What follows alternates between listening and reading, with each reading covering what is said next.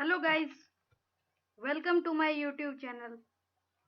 आज हम पढ़ने वाले हैं input and output operations in सी।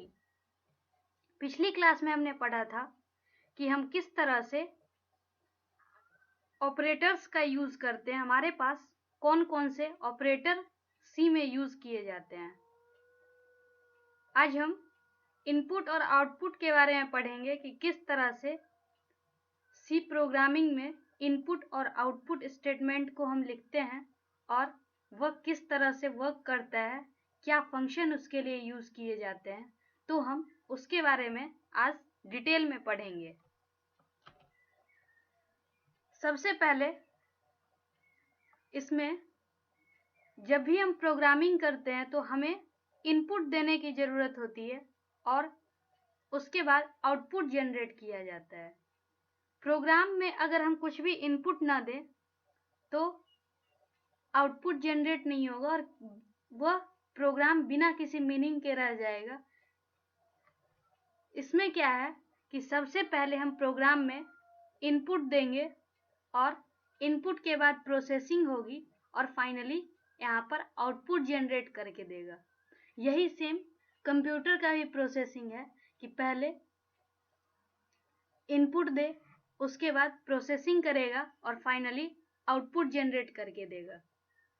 जैसे एग्जाम्पल, अगर हमें किसी स्टूडेंट का मार्कशीट बनाना है तो मार्कशीट बनाने के टाइम पे हम क्या करते हैं कि डेटा देते हैं इनपुट डिवाइस की हेल्प से। जो भी मार्क्स स्टूडेंट का होगा उसको हम एंटर करते हैं। उसके बाद क्या है कि फाइनली प्रोसेस करने के बाद जो फाइनल मार्कशीट है वो हमें जनरेट करके देता है।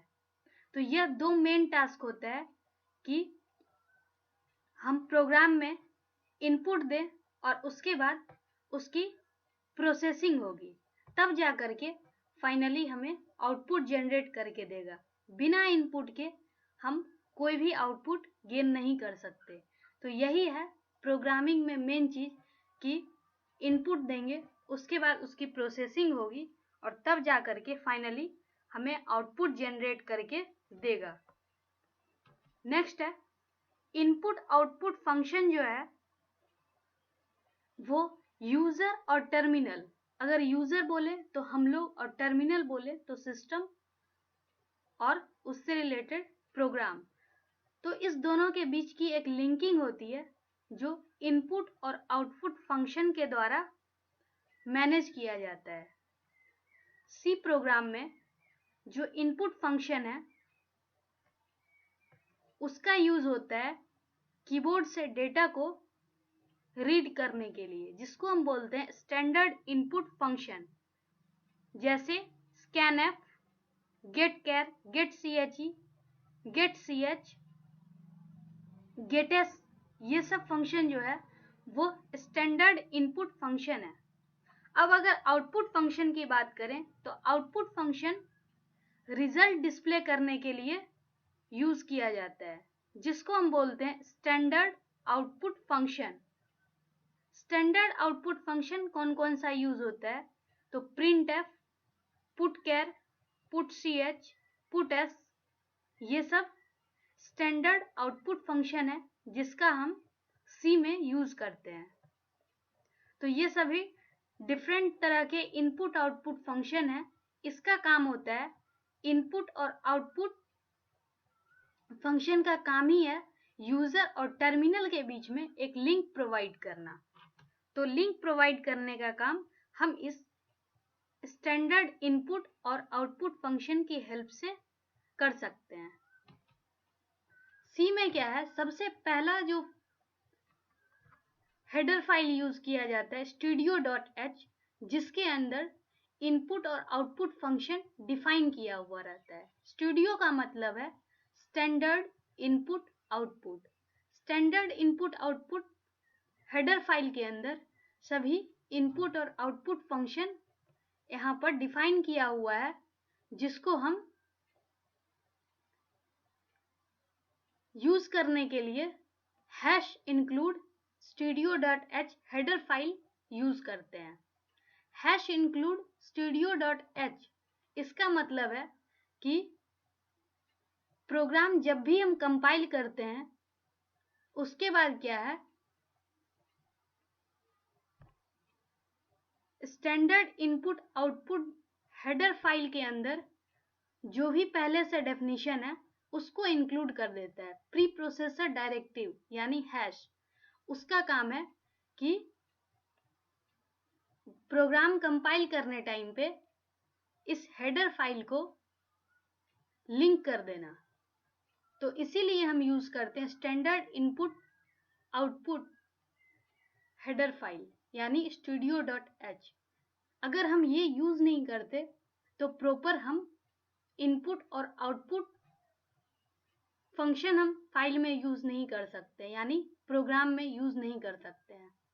अब हेडर फाइल क्या है, हेडर फाइल में जब भी हम किसी फंक्शन को यूज करते हैं तो उसके लिए एक हेडर फाइल हम यूज करते हैं, और जब भी कोड को कंपाइल करते हैं तो हेडर फाइल का जो कंटेंट है वो सोर्स कोड का एक पार्ट बन जाता है। जैसे सोर्स कोड का एक पार्ट बनने का मतलब है कि studio.h हेडर फाइल जैसे यहाँ पर है तो इनपुट और आउटपुट फंक्शन उससे लिंक है, तो वो एक प्रॉपर वे में काम करेगा और रिजल्ट जनरेट करेगा। इनपुट और आउटपुट फंक्शन मेनली दो टाइप में डिवाइड किया गया है, दो टाइप में क्लासिफाई किया गया है। एक तो फॉर्मेटेड फंक्शन और दूसरा अनफॉर्मेटेड फंक्शन। फॉर्मेटेड फंक्शन में क्या है कि जो रिजल्ट जनरेट करेगा वो एक पर्टिकुलर फॉर्मेट में करेगा, और अनफॉर्मेटेड में क्या है कि जो हमें रिजल्ट मिलेगा या जो हम इनपुट देंगे उसका फंक्शन डिसाइड, जो फॉर्मेट है वो प्रॉपर डिसाइड नहीं किया हुआ रहेगा, वो किसी भी तरह से दे सकता है। लेकिन फॉर्मेटेड फंक्शन क्या है, एक पर्टिकुलर फॉर्मेट में ही इनपुट या आउटपुट लेता है या देता है। Formatted function. Formatted function allows the input read input from the keyboard or output displayed on the screen to be formatted according to the requirement। मतलब जरूरत के हिसाब से, रिक्वायरमेंट के हिसाब से जो इनपुट और आउटपुट है उसकी प्रॉपर फॉर्मेटिंग करता है। ये फॉर्मेटेड फंक्शन का काम है। फॉर्मेटेड फंक्शन के अंदर आता है scanf और printf। scanf हम इनपुट के लिए यूज करते हैं और printf हम आउटपुट के लिए यूज करते हैं। इसके अलावा जो भी फंक्शन है वो सारा अनफॉर्मेटेड फंक्शन में ही आता है। तो फॉर्मेटेड फंक्शन का मेन काम है कि एक पर्टिकुलर फॉर्मेट में हमारी रिक्वायरमेंट के अकॉर्डिंग या तो इनपुट लेता है या फिर रिजल्ट को डिस्प्ले करता है। अब फॉर्मेटेड इनपुट, अगर फॉर्मेटेड इनपुट की बात करें तो यहाँ पर फॉर्मेटेड इनपुट, जैसे यहाँ पर हम डेटा को कंसीडर कर रहे हैं 50, जो कि एक इंटीजर टाइप का है, 13.45 ये फ्लोट यानी रियल नंबर है, राम यानी कैरेक्टर वेरिएबल है, जो कि अगर कॉम्बिनेशन बोलें तो इसको हम स्ट्रिंग बोल सकते हैं, लेकिन डबल कोट में लिखना होगा। अब scanf फंक्शन जो है, हम इनपुट के लिए, फॉर्मेटेड इनपुट के लिए हम scanf फंक्शन यूज करते हैं। और scanf जो है, scanf का मतलब है स्कैन फॉर्मेटेड, यानी स्कैन यानी इनपुट लेना, f से फॉर्मेटेड। तो scanf फंक्शन हम डेटा को एंटर करने के लिए, यानी डेटा इनपुट देने के लिए हम यूज करते हैं एक स्टैंडर्ड इनपुट डिवाइस की हेल्प से। तो जब भी हमें फॉर्मेटेड इनपुट की बात होगी तो हम scanf फंक्शन यूज करेंगे। scanf फंक्शन का जनरल फॉर्म है कि यहाँ पर scanf होगा, उसके बाद कंट्रोल स्ट्रिंग, यानी कंट्रोल स्ट्रिंग का मतलब है कि हम किस फॉर्मेट में किस तरह से डेटा को हम एंटर करते हैं। और ये आर्गुमेंट का मतलब क्या है कि किस तरह से डेटा कौन से लोकेशन पे स्टोर किया हुआ है, तो ये यूज किया जाता है। ये पार्टिकुलर एक जनरल सा फॉर्म है स्कैनएफ फंक्शन का। फॉर एग्जांपल जैसे यहाँ पर कंट्रोल स्ट्रिंग, अगर यहाँ पर इंट है तो %d कंट्रोल स्ट्रिंग हो जाएगा, और आर्गुमेंट में अगर सपोज एक नंबर है तो %a, मतलब कि a की जो वैल्यू है वो हमें एंटर करना होगा, और a जो है वो एक इंटीजर टाइप का है। तो इस तरह से ये स्कैनएफ फंक्शन हम यहाँ पर लिखते हैं, जिसमें कंट्रोल स्ट्रिंग है कि format in which data to be entered, मतलब किस फॉर्मेट में हम डेटा को एंटर करते हैं, वह स्कैनएफ फंक्शन में कंट्रोल स्ट्रिंग का काम है। उसके बाद आर्गुमेंट 1, 2, ये सब क्या है कि लोकेशन जहाँ पे डेटा स्टोर किया जाता है, और उसको हम एम्परसेंड साइन स्टार्टिंग में ऐड करते हैं ताकि वो एड्रेस को डायरेक्ट कर सके। तो ये है स्कैनएफ फंक्शन, जो कि एक स्टैंडर्ड इनपुट फंक्शन है और फॉर्मेटेड इनपुट के लिए हम यूज करते हैं। उसके बाद कंट्रोल स्ट्रिंग क्या है? कंट्रोल स्ट्रिंग में जनरली हम जो डिनोट करते हैं उसको परसेंटेज साइन से करते हैं, और हर चीज के लिए एक पार्टिकुलर सिंबल यूज किया हुआ रहता है जो कि हम कंट्रोल स्ट्रिंग के लिए यूज करते हैं। इसको हम एग्जाम्पल से देखते हैं, ज्यादा अच्छे से क्लियर होगा। जैसे यहाँ पर कन्वर्जन कैरेक्टर में है कंट्रोल स्ट्रिंग, जो कि हम प्रिंटएफ और स्कैनएफ दोनों में यूज करते हैं। जैसे यहाँ पर कैरेक्टर के लिए है, तो कैरेक्टर के लिए हमें %c ये कंट्रोल स्ट्रिंग यूज करना होगा, और प्रिंटएफ में %c, और ये जो a है वो एक कैरेक्टर है। डेसिमल इंटीजर यानी इंटीजर वैल्यू, इंटीजर के लिए हम %d यूज करते हैं, और प्रिंटएफ में भी यहाँ %d और ये 100। ये इस तरह से स्कैनएफ का जो फॉर्मेट है वही प्रिंटएफ का भी फॉर्मेट होता है। यहाँ पर ये कंट्रोल स्ट्रिंग है और ये उसकी वैल्यू है। अब यहाँ हेक्साडेसिमल है, हेक्साडेसिमल को हम x से डिनोट करते हैं, %x। ऑक्टल इंटीजर होगा तो %o।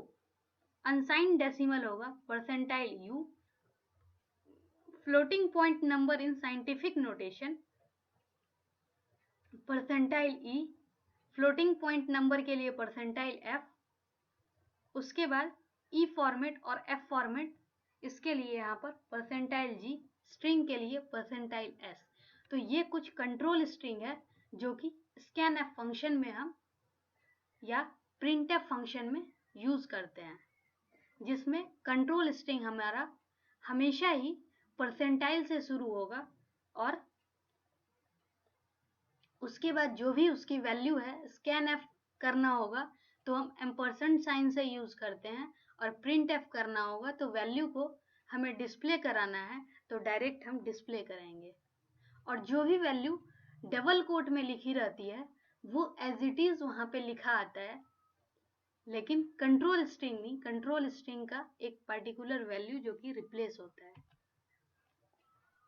फॉर एग्जाम्पल एक यहाँ पर एग्जाम्पल से हम समझते हैं, हैश इंक्लूड studio.h। ये एक हेडर फाइल है studio.h जो हम यूज कर रहे हैं स्टैंडर्ड इनपुट आउटपुट के लिए। यहाँ पर प्रिंटएफ और स्कैनएफ दोनों studio.h हेडर फाइल में डिफाइन किया हुआ है। conio.h, conio.h से क्या होता है, clr, scr और getch, ये जो है ये दोनों conio.h यानी console input output header file के अंदर डिफाइन किया हुआ रहता है। अब यहां से क्या है, मेन फंक्शन स्टार्ट होगा। मेन फंक्शन स्टार्ट होने के बाद प्रोग्रामिंग।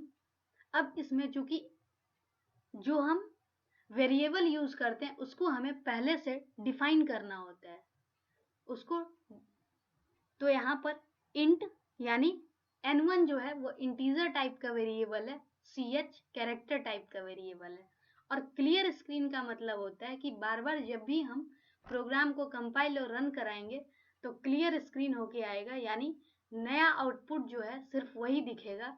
अगर हम क्लियर स्क्रीन फंक्शन यूज नहीं करते हैं तो पुरानी आउटपुट भी हमें स्क्रीन पर शो होगी। अब प्रिंटफ फंक्शन में इंटर द नंबर, ये डबल कोट में है तो एज इट इज यहाँ पर लिखा हुआ आएगा। और स्कैनएफ में क्या है, परसेंटाइल डी, चूंकि ये इंटीजर टाइप का है, और एम्परसेंड n1, यानी n1 की वैल्यू हमें इंटर करनी होगी। उसके बाद इंटर द कैरेक्टर लिखा हुआ आएगा यहाँ पर एज इट इज।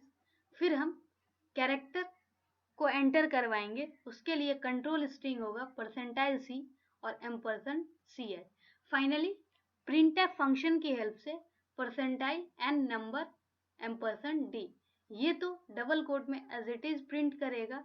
और परसेंटाइल स्लैश एन का मतलब होता है न्यू लाइन कैरेक्टर, यानी लाइन चेंज करके आएगा। फिर नंबर, उसके बाद परसेंटाइल डी जो कि रिप्लेस करेगा n1 की जो वैल्यू है। फिर टैब स्लैश टी, यानी टैब मतलब 1 टैब का स्पेस लेगा। और परसेंटाइल सी के लिए हम जो भी वैल्यू एंटर किए होंगे वो यहाँ पर डिस्प्ले कर देगा। और ये n1 और ये ch, यानी ये पूरा का पूरा कंट्रोल स्ट्रिंग है और ये वैल्यू जो कि डिस्प्ले करेगी। और यहाँ गेट ch कैरेक्टर आउटपुट के लिए यहाँ गेट ch फंक्शन हम यूज कर रहे हैं। क्योंकि यहाँ वॉइड है तो गेट ch, अगर यहाँ पर इंटीजर होगा तो रिटर्न 0 कराना होगा, क्योंकि फंक्शन हमेशा कोई ना कोई वैल्यू रिटर्न करती है। तो इस तरह से हम स्कैनएफ और प्रिंटएफ फंक्शन का यूज करते हैं, जिसमें ये एक फॉर्मेटेड इनपुट और आउटपुट फंक्शन होता है। जैसे यहाँ पर कंट्रोल स्ट्रिंग यूज किया हुआ है और यहाँ भी कंट्रोल स्ट्रिंग यूज किया हुआ है, परसेंटाइल सी, परसेंटाइल डी, ये सब कंट्रोल स्ट्रिंग है यहाँ पर जो कि डबल कोट में लिखा हुआ है। तो इस तरह से हम यूज करते हैं फॉर्मेटेड इनपुट और आउटपुट फंक्शन को। जैसे नेक्स्ट यहाँ पर है, नेक्स्ट में ये भी दिया हुआ है standard input output header file conio.h header file. यहाँ से void main, यानी मेन फंक्शन स्टार्ट हो रहा है। अब हमें क्या करना है, डे, मंथ और ईयर डिस्प्ले कराना है, मतलब एक पार्टिकुलर डेट डिस्प्ले कराना है। तो इसके लिए हम डे, ईयर और मंथ वेरिएबल ले रहे हैं, जिसको कि इंट से, यानी इंट डेटा टाइप हम डिक्लेयर करते हैं। अब यहाँ से स्ट्रिंग हमें एज इट इज ये प्रिंट करके देगा, inter day, month, year in DDMMYY format. अब स्कैनएफ में तीनों कंट्रोल स्ट्रिंग, क्योंकि हमें 3 इंटर करवाना है, जितना इंटर कराना होगा उतना हम कंट्रोल स्ट्रिंग यूज करेंगे। क्योंकि तीनों का तीनों इंटीजर है, इसीलिए percentile D, percentile D, percentile D. और डे की वैल्यू यहाँ से लेगी एम्परसेंड साइन, मंथ इसके साथ एम्परसेंड साइन, ईयर के साथ यहाँ पर एम्परसेंड साइन। तो इस तरह से हम स्कैनएफ फंक्शन को यूज करते हैं। और फाइनली गेट ch। तो इस तरह से यहाँ पर भी स्कैनएफ और प्रिंटएफ फंक्शन यूज हो रहा है। अब यहाँ पर नेक्स्ट है एग्जाम्पल, उसमें भी यही है। ये एक standard input output header file को डिक्लेयर कर रहा, यहाँ से conio.h हेडर फाइल। अब इसमें क्या है कि जो d है, यानी विथ, फील्ड विथ, तो d है उसको हम इंटीजर डिक्लेयर कर रहे हैं। और इसके बाद क्या है कि प्रिंटएफ में है इंटर मैक्सिमम 5 नंबर, मतलब हमें 5 नंबर एंटर करना है, मैक्सिमम 5 नंबर एंटर करना है। उसके बाद हम 5 नंबर यहाँ एंटर करेंगे, तो ये 5 है, ये बार बार स्पेस ले लेके 5 यहाँ पर देगा।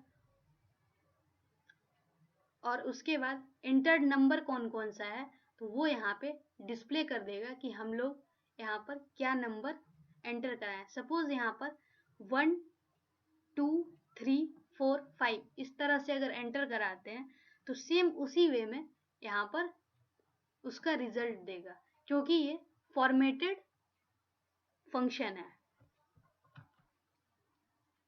स्ट्रिंग के केस में भी ऐसे ही है, स्ट्रिंग जिसको हम एक एरे की तरह रिप्रेजेंट कर रहे हैं। और यहाँ पर अभी चूंकि ये सब का कॉन्सेप्ट उतना पता नहीं है, हमें मेनली प्रिंटफ और स्कैनफ के सिंटैक्स पे फोकस करना है। जैसे यहाँ प्रिंटफ है तो प्रिंटफ में भी डबल कोट में लिखा है तो एज इट इज प्रिंट कर देगा। स्कैनफ चूंकि ये स्ट्रिंग है तो परसेंटाइल एस यहाँ पे आएगा। उसके बाद printf function your name is, और जो नाम हम एंटर किए रहेंगे वो परसेंटाइल एस यानी कंट्रोल स्ट्रिंग की जगह इस पे यहाँ रिप्लेस कर देगा, अदरवाइज ये एज इट इज डिस्प्ले करेगा। यहाँ पर योर नेम इज और जो नाम हम एंटर करेंगे वो नाम। तो इस तरह से फॉर्मेटेड आउटपुट यहाँ पे देगा। ये भी सेम वही प्रोग्राम है कि हमें 10 लेटर का यहाँ पर नाम एंटर कराना है, और नाम एंटर कराने के बाद चूंकि ये स्ट्रिंग टाइप का है तो परसेंटाइल एस और my name is percentile S, और एस की जगह जो भी स्ट्रिंग है वो यहाँ पे लिख के आएगा। जैसे माय नेम इज रिशु, यहाँ पर परसेंटाइल एस अगर हम रिशु यहाँ पर एंटर करते हैं तो परसेंटाइल एस यानी यहाँ पर रिशु लिखा हुआ आएगा। अब इसमें क्या है कि स्कैनफ का कुछ अलग सा फंक्शन डिफरेंट वर्जन भी है, जैसे परसेंटाइल और कैरेक्टर, और परसेंटाइल और यहाँ पर कैरेट, ये दो तरह से। तो कौन सा इसमें अलाउड होगा और कौन सा अलाउड नहीं होगा, तो यहाँ पर अगर विद इन ब्रैकेट अगर लिखा हुआ हो और तब परसेंटाइल साइन अगर लगा हुआ हो तो ये इसको हम इजिली यूज कर सकते हैं। और अगर कैरेट साइन लगा हुआ है तो ये कैरेट साइन जो है वो अलाउड नहीं है सी में यहाँ पर। तो इस तरह से स्कैनफ का कुछ अलग सा वर्जन भी है। अब जैसे चूंकि यहाँ पर क्या है, ये हमने standard input output header file लगाया, ये conio.h हेडर फाइल। अब यहाँ से ये हमें 10 स्ट्रिंग का ये एरे है, स्ट्रिंग टाइप नाम का एक एरे है जो कि कैरेक्टर टाइप के वैल्यू को लेगा। अब यहाँ से हमें क्या है कि अपर केस में नाम को एंटर करना है। तो अपर केस में अगर नाम को एंटर करना होगा तो A to Z, अगर यहाँ पर हम कैरेट साइन लगाते हैं तो इसका कोई अदर हमें रिजल्ट जनरेट करके नहीं देगा। ये यहाँ से A to Z दिया हुआ है जो कि ये करेक्ट है, और कैरेट साइन लगाते हैं तो वो वैलिड नहीं होगा। जैसे यहाँ पर स्लैश एन कैरेक्टर के साथ यही सेम चीज, अगर हम कैरेक्टर के साथ यहाँ स्लैश एन लगा देते हैं तो स्लैश एन जो कि रीड ही नहीं करेगा कंपाइलर। जैसे यहाँ पर न्यू लाइन कैरेक्टर जब तक नहीं आएगा तब तक यहाँ कंपाइलर इसको रीड नहीं कर सकता। इसे स्लैश एन है, slash n tells the compiler to read a string until a new line character is entered। मतलब न्यू लाइन कैरेक्टर जब तक एंटर नहीं होगा तब तक स्लैश एन को जो भी उससे पहले वैल्यू दी रहेगी तब तक रीड करते रहेगा, लेकिन यहाँ पर जो कैरेट साइन है वो अलाउड नहीं होगा। अब रीडिंग मिक्स डेटा टाइप, उसमें था पहले हमने पढ़ा कि या तो इंटीजर या तो कैरेक्टर फ्लोट कुछ भी है उसको हम लिख सकते हैं, लेकिन यहाँ पर उसकी जगह जरूरी नहीं है कि कंट्रोल स्ट्रिंग में सिर्फ सेम टाइप का डेटा टाइप हो, हम एक से ज्यादा डेटा टाइप को भी यहाँ पर इंक्लूड कर सकते हैं।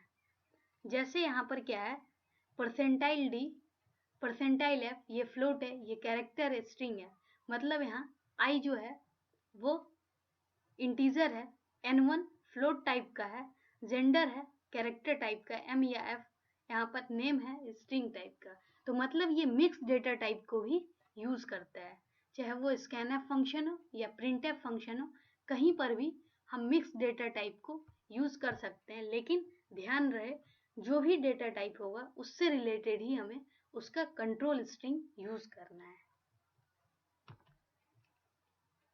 अब फॉर्मेटेड आउटपुट, फॉर्मेटेड आउटपुट जैसे फॉर्मेटेड इनपुट में हमने यूज किया स्कैनफ फंक्शन, वैसे ही फॉर्मेटेड आउटपुट के लिए हम प्रिंटफ फंक्शन यूज करते हैं। प्रिंटफ फंक्शन का भी वही जनरल सा फॉर्म है, कंट्रोल स्ट्रिंग डबल कोड में argument 1 2 up to n। Control string में क्या है, या तो जो भी कैरेक्टर है डबल कोट में एज इट इज लिखा हुआ आएगा।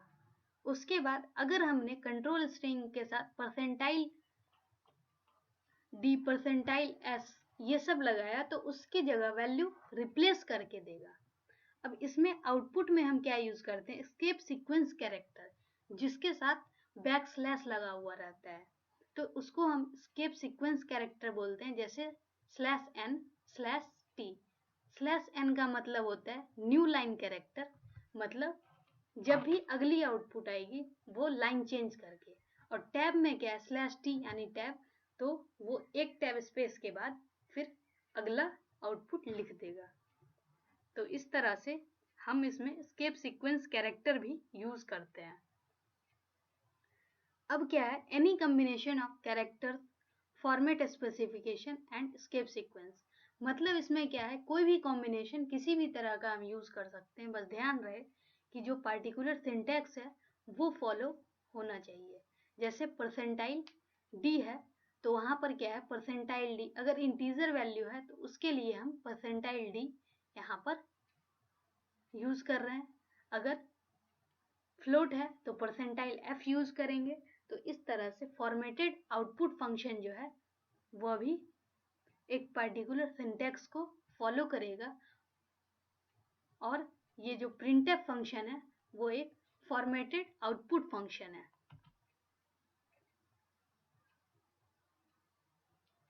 कंट्रोल स्ट्रिंग का कुछ भी फॉर्म हो सकता है, जैसे यहाँ पर परसेंटाइल फ्लैग जो कि ऑप्शनल होता है, फिल्ड विथ ये भी ऑप्शनल है, प्रिसीजन ऑप्शनल है, और कन्वर्जन कैरेक्टर, तो कन्वर्जन कैरेक्टर जनरली यूज होता है। अब फ्लैग में क्या है, 0 यहाँ पर अंडरस्कोर साइन है, यानी indicates data item to be left justified, मतलब डेटा को जो है फ्लैग इस तरह से इंडिकेट करेगा कि जो डेटा है उसको लेफ्ट जस्टिफाइड इंडिकेट करना है। प्लस में है कि इंडिकेट अ पॉजिटिव और नेगेटिव साइन टू प्रीसीड। 0 है indicate leading zeros to appear instead of leading blank, मतलब ब्लैंक की जगह हमें 0 शो करना है। तो इस तरह से फ्लैग में भी यही होता है, फील्ड विथ में भी यही होता है सेम। और प्रिसीजन में क्या है कि जैसे यहाँ पर फ्लोटिंग पॉइंट नंबर है, तो फ्लोटिंग पॉइंट नंबर में दो तरह से होता है, एक फ्लोट और एक डबल। तो फ्लोट में क्या है, सिंगल प्रिसीजन नंबर जिसको बोलते हैं, और फ्लोट में डबल प्रिसीजन।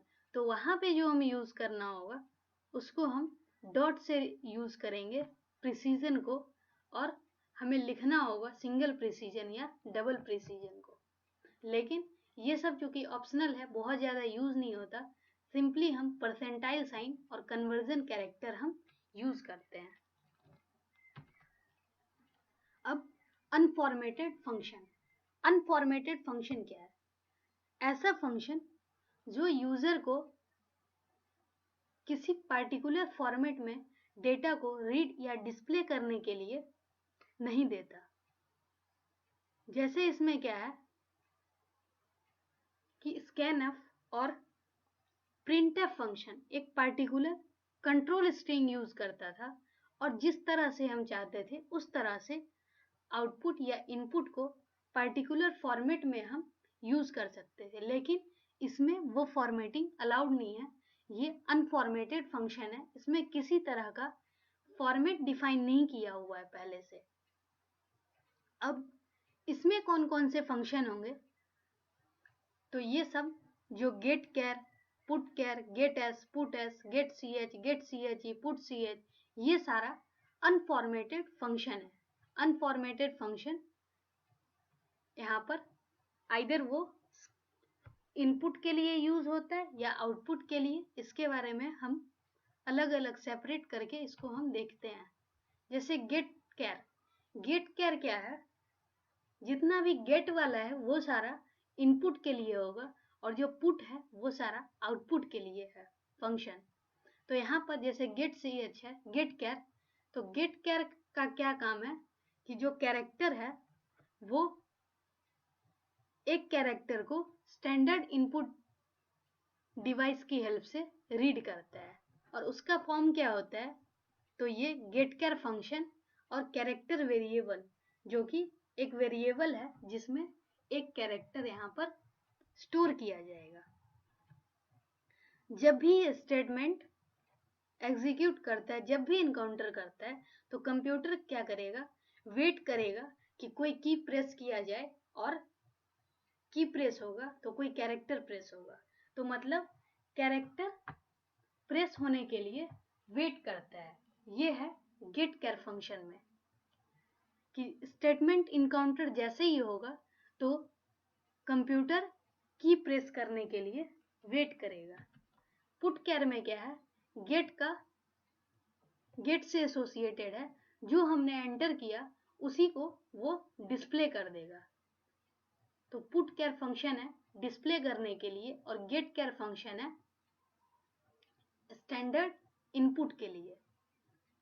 अब पुट कैर का है कि पुट कैर और कैरेक्टर वेरिएबल, यानी जो हमने वेरिएबल वहां पे एंटर कराया था वो यहाँ पर पुट कैर फंक्शन की हेल्प से डिस्प्ले कर देगा।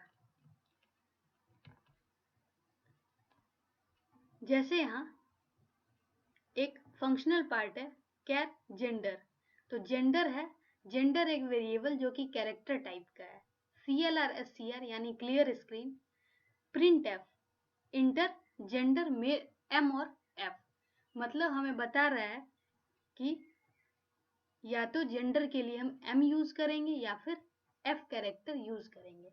अब गेट कैर तो जेंडर में हम जो की प्रेस करेंगे आइदर M और F, वो इस जेंडर वाले में असाइन हो जाएगा और फाइनली ये प्रिंट एफ जब हम यूज करेंगे तो योर जेंडर इज, और पुट कैर यानी आउटपुट के लिए यूज होगा, तो जो हमने M और F जो भी एंटर कराया था वो यहाँ पर डिस्प्ले कर देगा और गेट ch लास्ट में रिटर्न के लिए।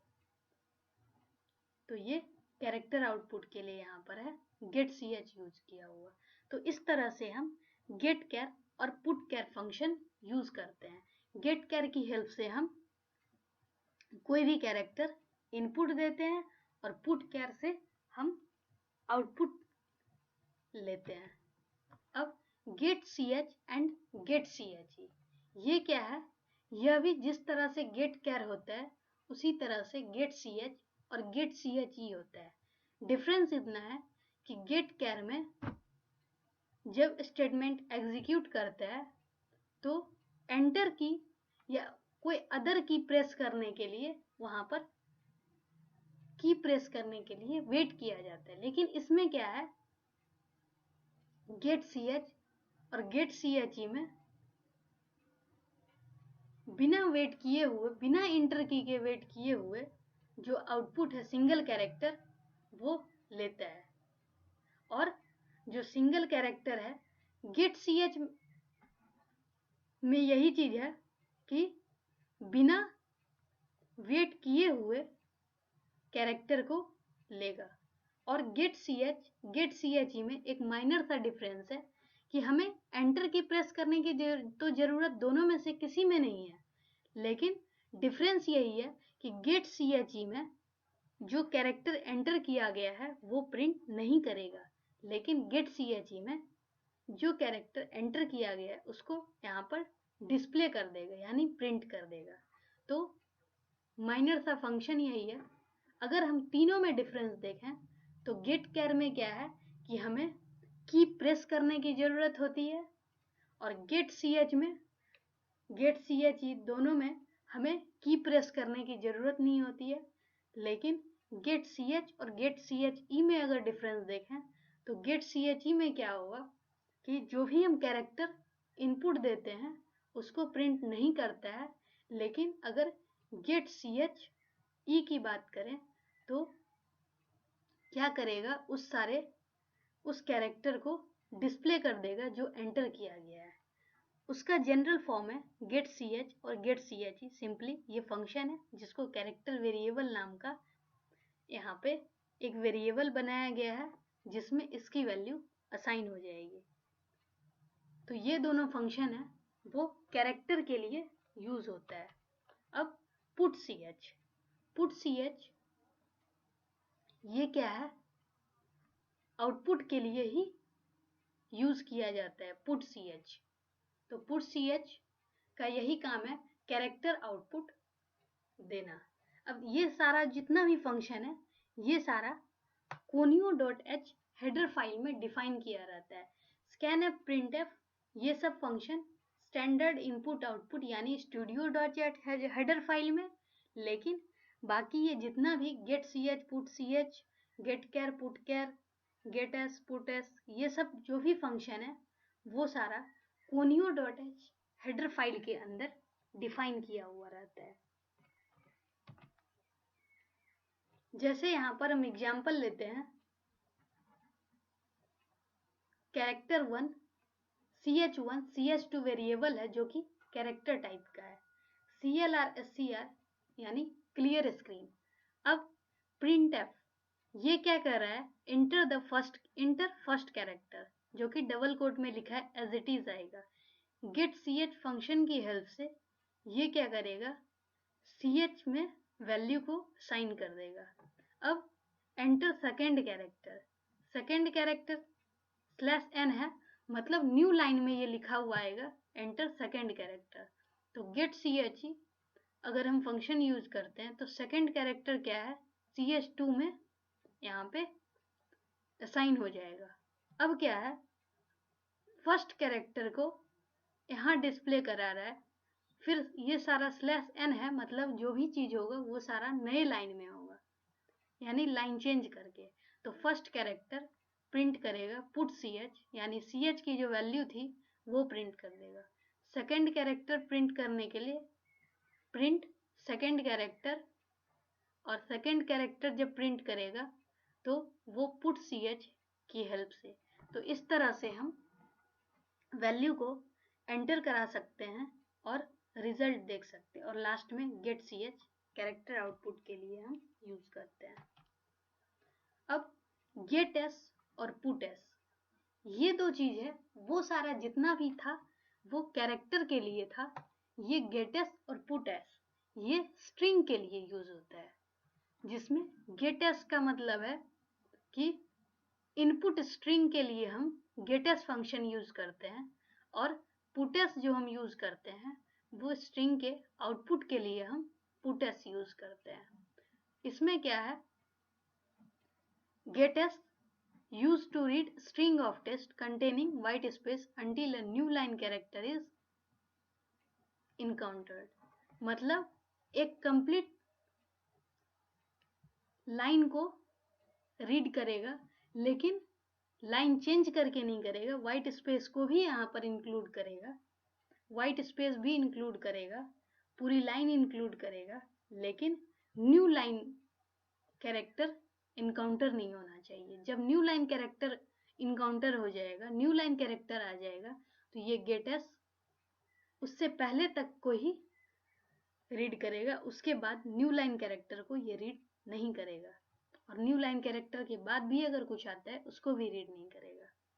फिर जो भी रीड करेगा पुट s फंक्शन की हेल्प से उसको हम डिस्प्ले करा सकते हैं आउटपुट डिवाइस की हेल्प से। जनरल फॉर्म जो है गेट s और ब्रैकेट में स्ट्रिंग, जो हमें स्ट्रिंग यहाँ पर स्ट्रिंग वेरिएबल, और पुट s में भी पुट s और स्ट्रिंग वेरिएबल, ये इसका जनरल सा सिंटैक्स है। तो इस तरह से हम गेट s और पुट s फंक्शन यूज करते हैं स्ट्रिंग के इनपुट और आउटपुट के लिए। जैसे एग्जाम्पल यहाँ है कि नाम है, इसमें 20 कैरेक्टर यूज किया हुआ है क्योंकि यहाँ साइज एरे का 20 दिया हुआ है। अब clr scr क्लियर स्क्रीन के लिए एंटर योर नेम। अब हमें नाम एंटर करना है। नाम एंटर करने के बाद ये यहाँ पर इंस्ट्रक्शन है कि हमें नाम एंटर करना है। हम क्या करेंगे, नाम एंटर करेंगे तो गेट s की हेल्प से इनपुट लेगा।